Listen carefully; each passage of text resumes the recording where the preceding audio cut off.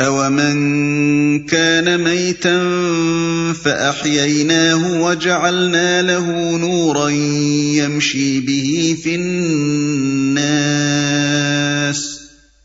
وَجَعَلْنَا لَهُ نُورًا يَمْشِي بِهِ فِي النَّاسِ كَمَنْ مَثَلُهُ فِي الظُّلُمَاتِ لَيْسَ بِخَارِجٍ مِنْهَا كَذَلِكَ زُيِّنَ لِلْكَافِرِينَ مَا كَانُوا يَعْمَلُونَ۔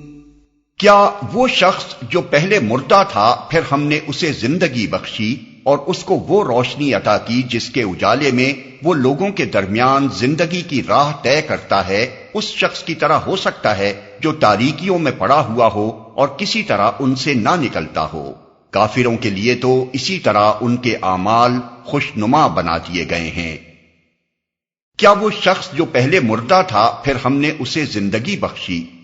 یہاں موت سے مراد جہالت و بے شعوری کی حالت ہے، اور زندگی سے مراد علم و ادراک اور حقیقت شناسی کی حالت۔ جس شخص کو صحیح اور غلط کی تمیز نہیں اور جسے معلوم نہیں کہ راہ راست کیا ہے، وہ طبیعیات کے نقطہ نظر سے چاہے ذی حیات ہو، مگر حقیقت کے اعتبار سے اس کو انسانیت کی زندگی میسر نہیں ہے۔ وہ زندہ حیوان تو ضرور ہے مگر زندہ انسان نہیں۔ زندہ انسان در حقیقت صرف وہ شخص ہے جسے حق اور باطل، نیکی اور بدی، راستی اور ناراستی کا شعور حاصل ہے، جو تاریکیوں میں پڑا ہوا ہو اور کسی طرح ان سے نہ نکلتا ہو۔ یعنی تم کس طرح یہ توقع کر سکتے ہو کہ جس انسان کو انسانیت کا شعور نصیب ہو چکا ہے اور جو علم کی روشنی میں ٹیڑھے راستوں کے درمیان حق کی سیدھی راہ کو صاف دیکھ رہا ہے، وہ ان بے شعور لوگوں کی طرح دنیا میں زندگی بسر کرے گا جو نادانی و جہالت کی تاریکیوں میں بھٹکتے پھر رہے ہیں؟ کافروں کے لیے تو اسی طرح ان کے اعمال خوشنما بنا دیے گئے ہیں۔ یعنی جن لوگوں کے سامنے روشنی پیش کی جائے اور وہ اس کو قبول کرنے سے انکار کر دیں، جنہیں راہ راست کی طرف دعوت دی جائے اور وہ اپنے ٹیڑھے راستوں ہی پر چلتے رہنے کو ترجیح دیں، ان کے لیے اللہ کا قانون یہی ہے کہ پھر انہیں تاریکی ہی اچھی معلوم ہونے لگتی ہے۔ وہ اندھوں کی طرح ٹٹول ٹٹول کر چلنا اور ٹھوکریں کھا کھا کر گرنا ہی پسند کرتے ہیں۔ ان کو جھاڑیاں ہی باغ اور کانٹے ہی پھول نظر آتے ہیں۔ انہیں ہر بدکاری میں مزہ آتا ہے، ہر حماقت کو وہ تحقیق سمجھتے ہیں، اور ہر فساد انگیز تجربے کے بعد اس سے بڑھ کر دوسرے فساد انگیز تجربے کے لیے وہ اس امید پر تیار ہو جاتے ہیں کہ پہلے اتفاق سے دہکتے ہوئے انگارے پر ہاتھ پڑ گیا تھا تو اب کے لال بدخشاں ہاتھ آ جائے گا۔ وَكَذَلِكَ جَعَلْنَا فِي كُلِّ قَرْيَةٍ أَكَابِرَ مُجْرِمِيهَا لِيَمْكُرُوا فِيهَا وَمَا يَمْكُرُونَ إِلَّا بِأَنفُسِهِمْ وَمَا يَشْعُرُونَ۔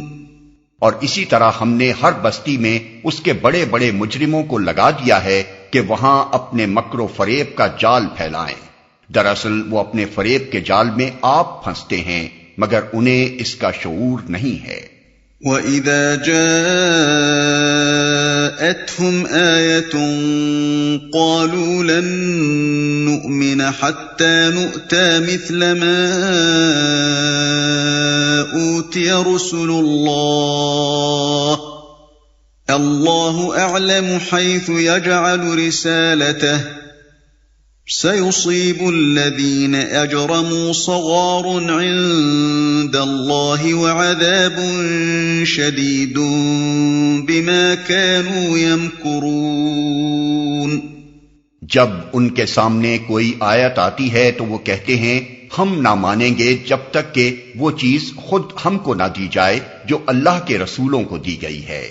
اللہ زیادہ بہتر جانتا ہے کہ اپنی پیغامبری کا کام کس سے لے اور کس طرح لے۔ قریب ہے وہ وقت جب یہ مجرم اپنی مکاریوں کی پاداش میں اللہ کے ہاں ذلت اور سخت عذاب سے دوچار ہوں گے۔ جب تک کہ وہ چیز خود ہم کو نہ دی جائے جو اللہ کے رسولوں کو دی گئی ہے۔ یعنی ہم رسولوں کے اس بیان پر ایمان نہیں لائیں گے کہ ان کے پاس فرشتہ آیا اور خدا کا پیغام لایا، بلکہ ہم صرف اسی وقت ایمان لا سکتے ہیں جبکہ فرشتہ خود ہمارے پاس آئے اور براہ راست ہم سے کہے کہ یہ اللہ کا پیغام ہے۔ فَمَن يُرِدِ اللَّهُ أَن يَهْدِيَهُ يَشْرَحْ صَدْرَهُ لِلْإِسْلَامِ ومن يرد أن يضله يجعل صدره ضيقا حرجا كأنما يصعد في السماء كذلك يجعل الله الرجس على الذين لا يؤمنون. بس یہ حقیقت ہے کہ جسے اللہ ہدایت بخشنے کا ارادہ کرتا ہے اس کا سینہ اسلام کے لیے کھول دیتا ہے، اور جسے گمراہی میں ڈالنے کا ارادہ کرتا ہے اس کے سینے کو تنگ کر دیتا ہے، اور ایسا بھیجتا ہے کہ اسلام کا تصور کرتے ہی اسے یوں معلوم ہونے لگتا ہے کہ گویا اس کی روح آسمان کی طرف پرواز کر رہی ہے.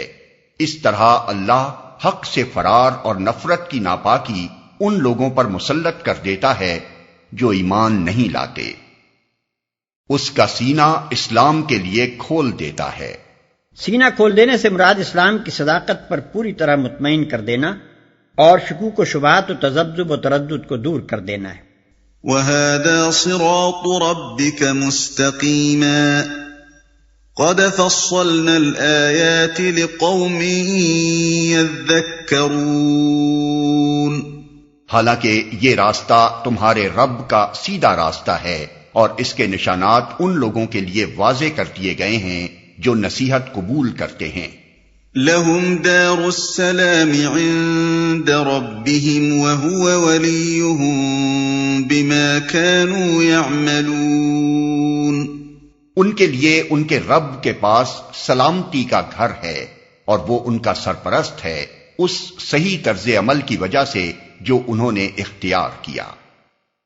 ان کے لیے ان کے رب کے پاس سلامتی کا گھر ہے. سلامتی کا گھر یعنی جنت، جہاں انسان ہر آفت سے محفوظ اور ہر خرابی سے مامون ہوگا. وَيَوْمَ يَحْشُرُهُمْ جَمِيعًا يَا مَعْشَرَ الْجِنِّ قَدِ اسْتَكْثَرْتُم مِّنَ الْإِنسِ وَقَالَ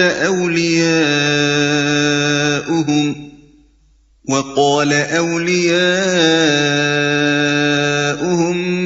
مِّنَ الْإِنسِ رَبَّنَا اسْتَمْتَعَ بَعْضُنَا بِبَعْضٍ وَبَلَغْنَا